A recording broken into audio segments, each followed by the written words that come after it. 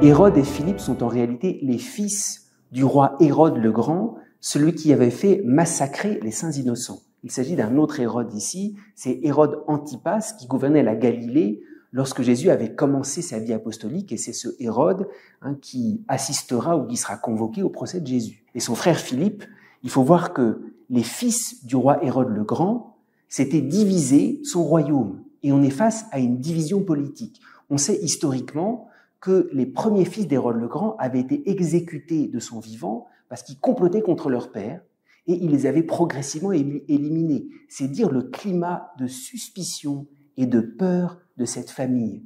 La peur rend compliqué. Dès qu'on a peur, on ne sait pas ce qu'on va dire, on fait attention à tout. Et puis on ne va pas dire certaines choses qui risquent de nous compromettre. Dans cet évangile, il y a d'un côté la complexité des hommes, la complexité de la peur. Et face à cela, il y a la simplicité de Jean-Baptiste et de son baptême. L'eau, c'est l'élément le plus simple qui soit, la simplicité de l'eau.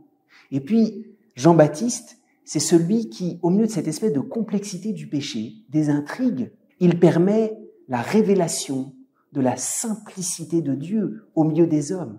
Et Jean-Baptiste va donner sa vie pour cela. Le roi Hérode, ce même Hérode Antipas, lors de son anniversaire, s'était mis dans une situation extrêmement compliquée. Et le propre d'une situation compliquée, c'est que c'est inextricable, on ne sait pas comment s'en sortir. Hérode Antipas avait fait cette promesse de donner la moitié de son royaume à celle qui avait dansé devant lui. Et par peur des convives, il n'ose pas revenir en arrière. D'ailleurs, c'est un signe du démon. Quand notre vie devient tellement compliquée, on se dit c'est trop tard, c'est trop compliqué, je ne peux pas revenir en arrière.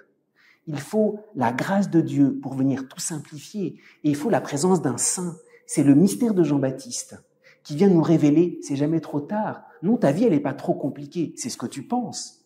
La grâce de Jean-Baptiste, c'est cette révélation de la simplicité divine qui peut nous libérer. La complexité nous emprisonne. La simplicité de l'amour nous libère. C'est cette immense grâce de simplicité que Jean-Baptiste vient annoncer, vient apporter aux hommes.